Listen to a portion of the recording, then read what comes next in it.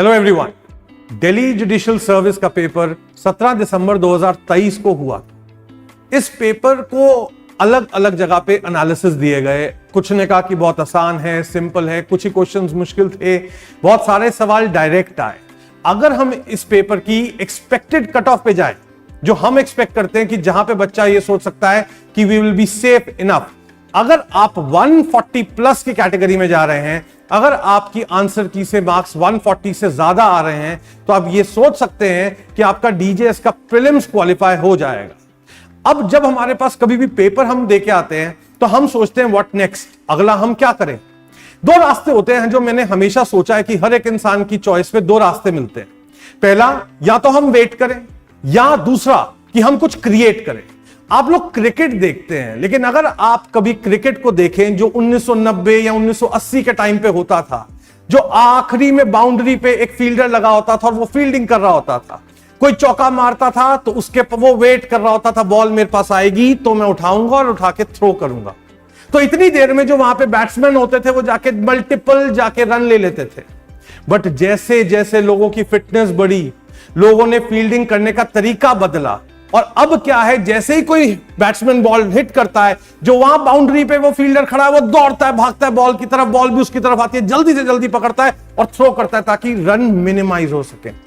तो आप कैसी चॉइस करना चाहते हैं? वेट कि मेरे पास जब दिल्ली जुडिशियल सर्विस का हाई कोर्ट रिजल्ट देगा तब मैं मेंस की प्रिपरेशन शुरू करूंगा, या आप वेट नहीं करना चाहते, क्रिएट करना चाहते हैं इसमें एक अपॉर्चुनिटी को कि ठीक है, मेरा रिजल्ट जो भी होगा मुझे पता है अच्छा होगा, मुझे प्रिपरेशन करनी है, अगर 15 दिन में रिजल्ट आएगा तो मैं 15 दिन का एज लेना चाहता हूं। So you want to create an opportunity और वेट एंड लैग बिहाइंड। तो जैसा कि सर ने कहा कि अब आपकी ये चॉइस है कि आप क्रिएट करना चाहते हैं या वेट करना चाहते हैं। तो अगर आप कुछ क्रिएट करना चाहते हैं, यहां पे एक इतिहास बनाना चाहते हैं, तो आपको अपनी तैयारी शुरू करनी होगी। तो सवाल ये उठता है कि सर हम अपनी तैयारी कैसे करें? जब भी तैयारी करने की बात आती है तो हमें एक गाइडेंस की जरूरत पड़ती है। तो कैरेट लॉज एकेडमी लेके आया है डीजेएस मेंस टेस्ट सीरीज फेज 1। इस टेस्ट सीरीज की कुछ खासियत है जो मैं आपके सामने रखना चाहता हूं। नंबर 1, हमेशा एक टेस्ट सीरीज जो है वो 2 पार्ट्स में डिवाइड होना चाहिए। जब भी हम मेंस टेस्ट सीरीज की बात करते हैं, it should be divided into 2 parts. एक पार्ट में सब्जेक्टिव टेस्ट होने चाहिए और दूसरे साइड में कॉम्प्रिहेंसिव टेस्ट। कभी भी कोई भी मेंस का टेस्ट सिर्फ कॉम्प्रिहेंसिव नहीं होना चाहिए, क्योंकि सिर्फ कॉम्प्रिहेंसिव टेस्ट अगर रखा जाए तो उसमें हमारा कमांड बनता नहीं, रादर बिगड़ जाता है।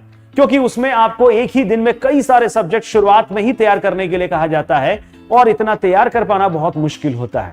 इसलिए सबसे पहले अगर आप एक सब्जेक्टिव वाइज टेस्ट सीरीज पे चलेंगे, जिसमें एक एक सब्जेक्ट का जो है आप टेस्ट देंगे पहले, ताकि प्रॉपर तैयारी करके आप उन सब्जेक्ट्स पे कमांड कर पाए। उसके बाद जब आपके सारे इंडिविजुअल सब्जेक्ट्स पे कमांड हो जाएगा तो आप कॉम्प्रिहेंसिव टेस्ट सीरीज जो है वो ज्वाइन कर सकते हैं। तो कैरेट लॉज एकेडमी का जो टेस्ट सीरीज का मॉडल है, जो आज तक का हमारा सबसे सक्सेसफुल मॉडल रहा है और जिसके कारण हम लोग मास्टर ऑफ मेंस के नाम से भी जाने जाते हैं, और उसका रीजन है कि हमारा subjective plus comprehensive with model answers. आपको हर सब्जेक्ट का, अगर मान लेते हैं सीपीसी का आपने टेस्ट दिया, उसमें आपने 20 क्वेश्चन या 25 क्वेश्चंस आपने जो है मेंस में लिखे, तो 20 से 25 क्वेश्चन के आपको मॉडल आंसर्स मिलेंगे। मॉडल आंसर्स आपको यह हेल्प करते हैं कि एक बेहतरीन आंसर कैसे लिखा जाना चाहिए। ओके, उससे आप अपने आंसर का एक बेहतरीन कंपैरिजन और एनालिसिस कर पाते हैं।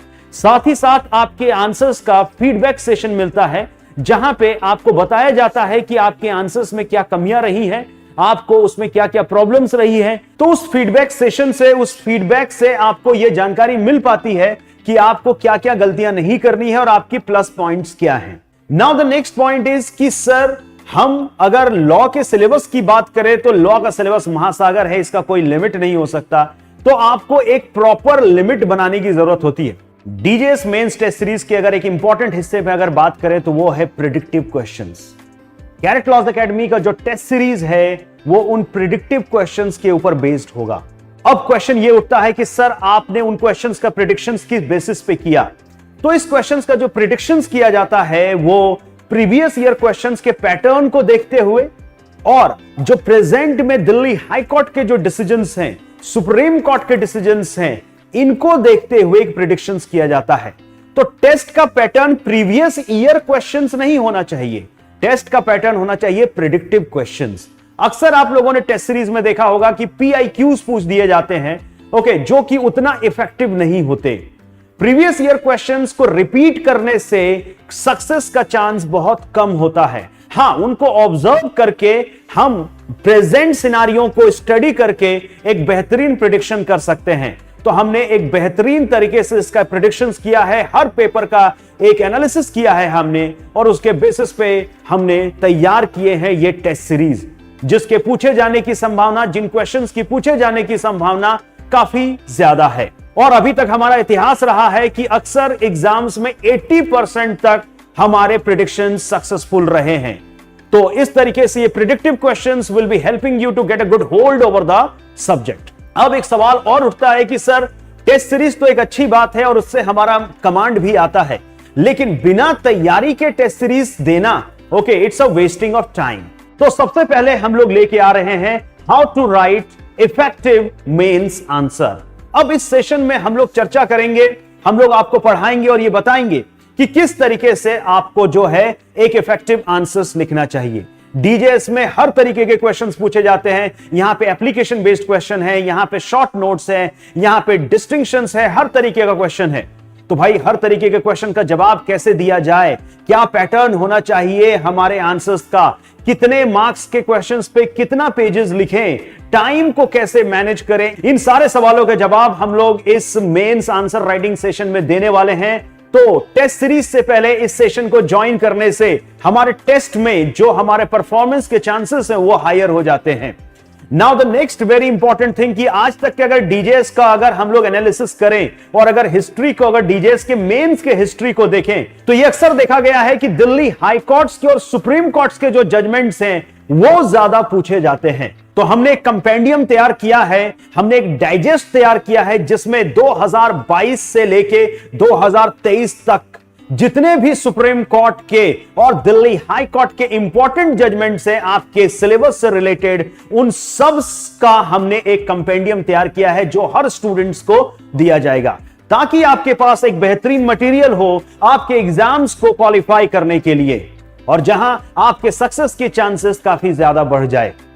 आज का आखिरी मंत्र, 3 वर्ड से हम सक्सेस को बहुत आराम से, आसानी से पा सकते हैं।